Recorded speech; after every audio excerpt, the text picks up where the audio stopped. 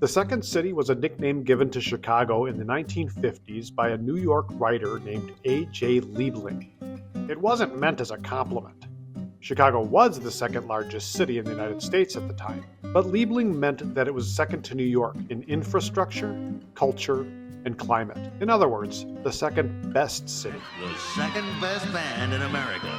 Will you welcome Garfunkel, Messina, Oates, and Lisa singing their number 2 hit, Born to Runner Up. Nevertheless, Chicago embraced the nickname, kind of like how other groups embraced derogatory nicknames like Christians, Yankees, and deplorables.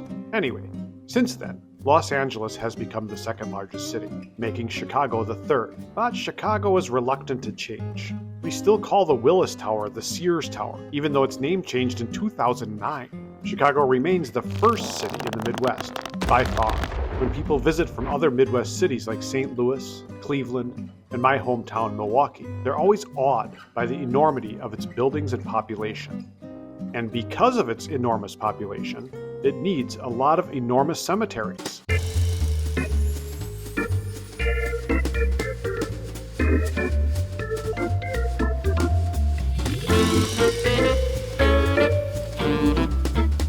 Chicago is a big city with a lot of big cemeteries, and Rosehill Cemetery is the biggest. It's a whopping 350 acres. It was established in 1859 and was named after a nearby farmer named Hiram Rowe, who refused to sell his land to the city until they promised to name the cemetery after him. Legend has it that the S was moved left because of a city clerk's error.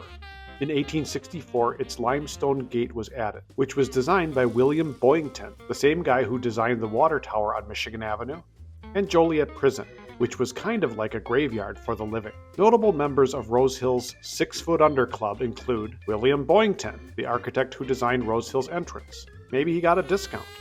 Long John Wentworth, U.S. Congressman and Mayor of Chicago. And Frances Stone, someone I don't know anything about except that she has a creepy monument. Rosehill Cemetery is a quiet place in a noisy city. You can actually see deer there.